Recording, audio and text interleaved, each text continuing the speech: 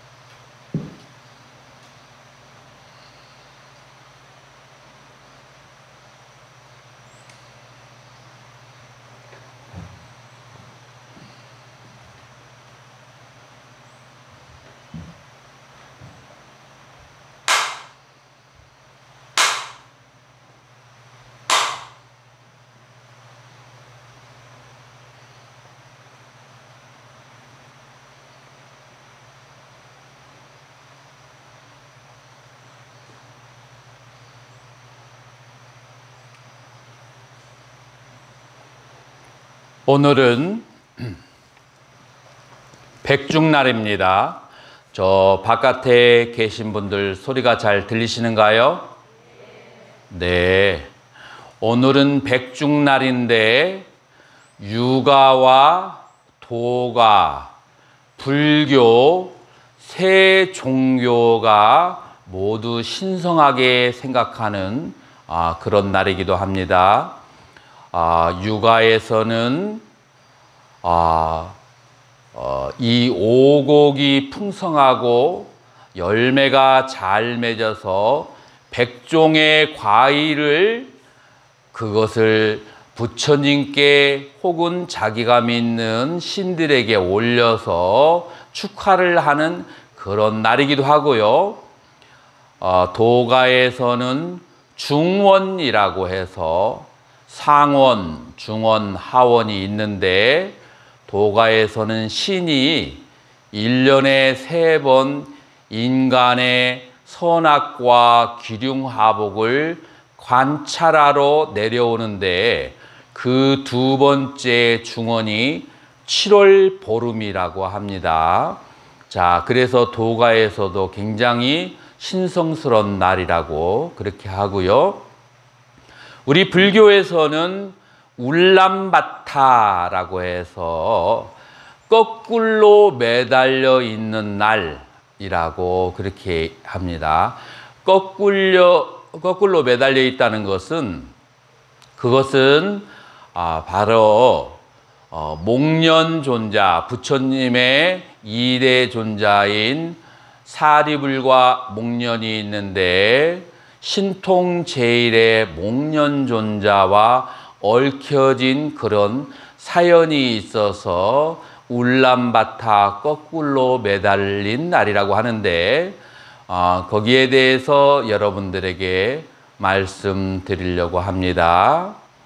과거에 이 목련존자는 목건련존자라고 하는데 이분은 아주 부유한 집안의 아들로 태어나서 아버님이 돌아가시자 아버님의 재산을 3등분을 해서 일부는 어머님에게 드리고 일부는 아버님을 위해서 제사를 지내달라고 어머님에게 부탁하고 일부는 가지고 해외로 나가서 비즈니스를 하러 떠났습니다.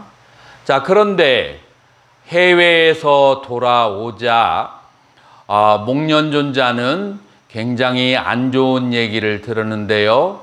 그 많은 재산을 아버님을 위해서 선행을 해달라고 한 것을 어머님께서는 외도와 함께 주지육림을 버리고 그리고 많은 어려운 사람들에게 아버님의 영혼을 달래기 위해서 선행을 해야 되는 그것을 바로 자기 자신의 쾌락을 위해서 쓰게 됐다는 것을 알게 됐습니다.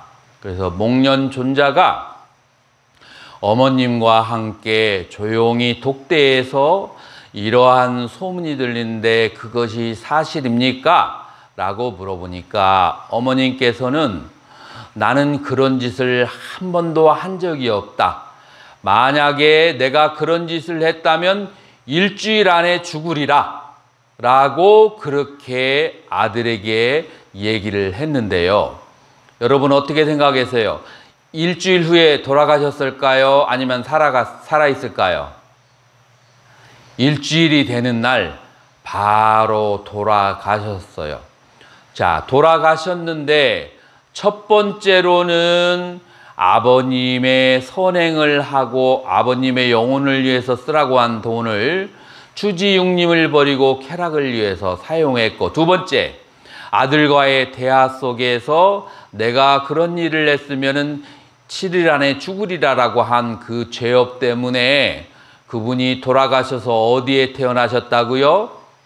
무간지옥이라고 하는 지옥에 태어나게 됐어요. 그러나 이 목련이라는 분은 아직 수행을 하여서 깨달음을 얻지 못했기 때문에 어머님이 어디 가셨는지는 잘 모르죠.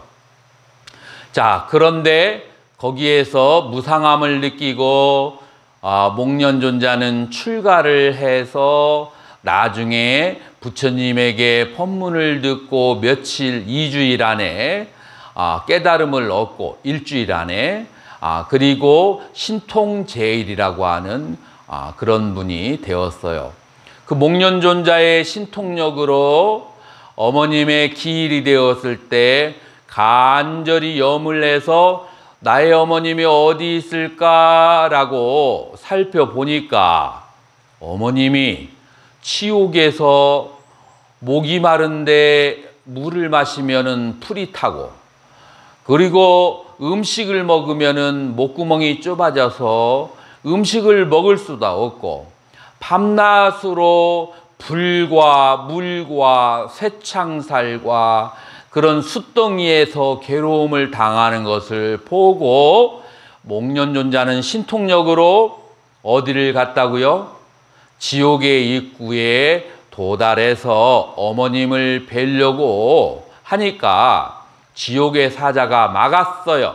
막았는데 목련존자는 신통력이 대단해서 지옥의 사자를 물리치고 지옥의 문을 들어가려고 하는데 들어갈 수가 없어. 왜냐하면 물과 불과 바람이 극심해서 안에 들어가면은 목련존자의 신통력으로도 바람에 불려 되돌아 나오는 거예요.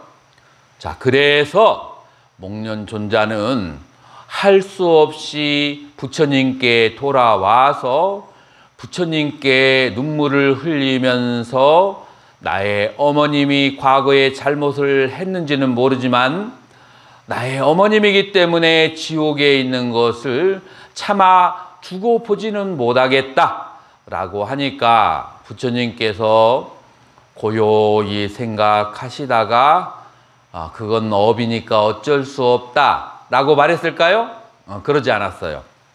부처님께서는 뿌라야뜨나바다, 노력론자여, 아무리 과거에 잘못을 했어도 노력하면은 다 바꿀 수가 있다라고 하는 것이 불교의 인연론이다라고 할 수 있어요. 그래서 부처님께서는 가만히 관을 하다가 보니까 이것은 한 사람의 신통력으로는 해결하기 어렵고, 스님들이 수행을 하고 끝마치는 날, 그게 언제죠? 인도에서는 안거가 한거 한 번밖에 없어요. 동안거는 없었어요. 날씨가 다르기 때문에 안거가 끝나는 날 많은 스님들을, 수행했던 스님들을 초청해서 그분들에게 물질 공양도 올리고 옷 공양도 올리고 음식 공양도 올려서 그분들에게 복을 짓고 난 다음에 그 복의 힘으로 너의 어머님에게 기도를 해보라 라고 그렇게 해서 목련존자는 정말로 가족들에게 그렇게 얘기를 해서 많은 재물을 가져와서 스님들이 해제하는 날에 스님들에게 여러 가지로 공양을 올리고 나서 어머님을 위해서 축원을 해달라고 했고, 그 공덕으로 어머님은 어떻게 됐어요? 어머님은 지옥에서 벗어나서 동자로 다시 인간 세계에 태어났다라고 하는 것이 우리가 목련경이라고 하는 그 경에 나와 있는 것을 알 수가 있어요. 자, 이것은 이 우란 분절이 있게 된 원인이 되는 것이고요. 자, 그러면은 이 백중날 우리가 실천해야 할 것이 무엇이고 깨달아야 할 것이 무엇인지를 생각해 본다면 실천을 해야 될 것은 육바라밀이다 라고 말할 수가 있는 거예요. 무엇이 육바라밀인가? 보시와 지계와 인욕과 정진과 선정과 지혜를 닦아야 한다. 그러면은 왜 육바라밀을 닦아야만 하는가 하면은 목련존자의 어머님을 한번 생각해 보세요. 무엇 때문에 지옥에 가게 되었죠? 그것은 계율을 지키지 않고 바르지 않은 행위를 했고, 그 다음에 보시를 해야 할 그것을 하지 않고, 그래서 보시를 하지 않고, 그 다음에 계율을 지키지 않고, 그리고 화가 났을 때 참아야 될 것을 참지 않고, 열심히 선행을 닦으려고 노력하지 않고 주지육님의 쾌락에 빠졌으며 선정과 지혜를 닦지 않았기 때문에 지옥에 간 것이다 라고 말할 수가 있는 거예요. 자, 그러면은 무엇이 육바라밀인가 하면은 첫 번째로 우리는 보시를 하여야 한다 라고 하는 거예요. 무엇을 보시라고 하는가? 보시라고 하는 것은 우리가 물질로도 할 수 있고 따뜻한 말로도 할 수 있고 남에게 친절한 몸으로 손가락으로 바른 길을 가르쳐 주는 등, 그 다음에 여러 가지 남의 일을 짐을 덜어주는 등 이런 몸으로도 하는 보시가 있어서 세 가지 보시가 있고, 이 사바세계라고 하는 것은 본래 공한 것인데 선행을 한 것만큼 우리에게 좋은 복으로 다가오고 악행을 한 것만큼 우리에게 나쁜 세계가 일어난다라고 하는 인연관이 있기 때문에 우리는 보시를 많이 하게 되면은 내가 좋은 세상에 태어나고 남들은 똑같은 동네에 살아서 괴로운 일이 많이 생기는데 좋은 일이 많이 생긴다라고 하는 거예요. 자, 그래서 첫 번째 보시를 해야 되고, 보시와 보시바라밀은 다르다는 것을 아셔야 돼요. 보시는 내가 다음 생에 잘 살기 위해서 욕심으로 남에게 보태주는 것을 보시라고 하고, 두 번째로 보시바라밀이라고 하는 것은 이 세계에 열반만이 진실이고 해탈만이 진실이고 극락만이 진실이라는 것을 알아서 모든 공덕을 다시 중생과 부처님에게 회항하는 것을 보시바라밀이라고 하고, 이렇게 되면은 보시를 하면은 천상이나 인간에 태어나고 보시바라밀을 하면 어디에 태어난다고요? 극락세계에 태어난다. 이런 두 가지 차이가 있어요. 계율을 지킨다는 것은 남에게 해를 끼치지 않는 것이 계율이에요. 그런데 남이 나 때문에 고통을 받는지 받지 않는지를 마음을 기울이지 않으면 알 수가 없어요. 그래서 내가 말을 할 때나 내가 행위를 할 때 누군가에게 말을 하는 대상이, 말을 듣는 대상이 내 말 때문에 기쁜지 슬픈지를 눈치를 볼 줄 알아야 돼요. 그래서 살펴볼 줄 알아야 된다. 그래서 지계바람이라고 하는 것은 무엇인가 하면은 남에게 불편함을 주지 않으려고 하는 마음, 남을 기쁘고 편하게 해주려고 하는 마음이 지계바람이다 하는 거예요. 인욕바람이라고 하는 것은 무엇이냐면 나에게 여러 가지 억울한 일이 있어도 그것은 전생의 죄압으로 인한 것이기 때문에 화를 내지 않고 이것을 참아서 소멸하면 나에게 선업이 꽃이 피면 좋은 일이 생기리라 하고 인과를 믿는 마음 때문에 나에게 억울한 일이 생긴거나 괴로운 일이 생겼을 때에도 화내지 않고 그것을 이해하고 용서하는 것, 이것을 인욕바람이라고 하고요. 정진바람이라고 하는 것은 조그만한 선행을 있는 대로 다하고 그 다음에 조그만한 악행은 하지 않으려고 하는 것, 그걸 정진바람이라고 해요. 자, 여러분들이 법당의 일주문에서 저기 산문이 있죠. 산문에서 여기까지 황금과 다이아몬드를 100톤을 뿌려놨다고 해. 그러면 여러분들은 가면서 누구든지 주워가라 하면은 여러분들 주우려고 노력하겠어요? 안 하겠어요? 근데 그것이 조그만하니까 잘 안 보이죠. 그래서 돋보기 쓰고 천천히 앉아서 걸으면서 여기에 금이 있나 여기 다이아몬드가 있나 하면서 하나라도 그것을 주스면 여러분들에게 굉장한 이익이죠. 마찬가지로 길바닥에 깔려있는 다이아몬드와 금을 찾는 정신으로 우리는 하나라도 조그만 것이라도 선행을 하고 하나라도 조그마한 것이라도 남을 괴롭히는 일을 하지 않겠다고 하는 것이 무엇이라고요? 정진바람일이다 라고 하는 거예요. 자, 그러면 선정바람일은 무엇을 선정바람이라고 하는가? 여러분들이 남아미탑을 치장보살, 관세음보살, 신묘장구 대단하니 온만이 반매음을 한 번을 하면 한 번 한 만큼 선정이고 100번을 외우면 100번 외우면 만큼 선정이고 1시간을 하면 1시간 한 것만큼의 선정이다 라고 하는 것이고 지혜를 닦는다는 것은 무엇을 말하냐면은 부처님의 가르침을 열심히 매일매일 읽어나가는 것을 지혜를 닦는다 라고 하는 거예요. 자, 그래서 이와 같이 육바라밀을 실천해야 된다라고 하는 것을 우리는 백중날 배워야 되는데 왜 육바라밀을 실천해야 된다고요? 누구를 봐야 돼요? 목련존자의 어머님을 보세요. 그 어머님이 그 고통을 당하는 것을 그 아들이 그 고통에서 빼주려고 해도 빼줄 수가 없었잖아요. 무엇 때문에? 육바라밀에 어긋나는 삶을 살았기 때문에. 그러므로 육바라밀을 실천해서 그와 같은 고통에서 벗어나게 해야겠다라고 생각을 하는 것이에요.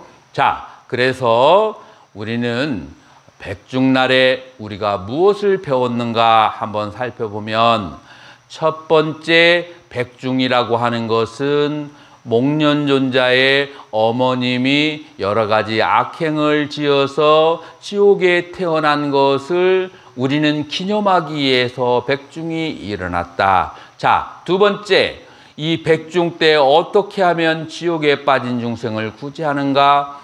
열심히 수행을 한 사람들에게 보시공덕을 베품으로써 그래서 그런 지옥 고통에서 벗어날 수가 있다. 그리고 세 번째, 우리는 그럼 어떻게 살아야 되는가? 육바라밀을 실천하면서 살아야 된다라고 하는 거예요. 자, 그래서 여러분들도 있지만 여기에 초청되신 많은 영가들이시여, 이제 이 법문을 듣고 어떻게 하면은 지옥에 가고 어떻게 가면은 천상에 가고 어떻게 가면은 극락세계에 왕생하는지를 77이 49일 동안 낮은 단계에서 높은 단계까지 계속 법문을 들어서 마음을 밝혔으니 이제 오늘 마음을 크게 밝혀서 모두 극락 왕생 하옵소서. 성불하십시오.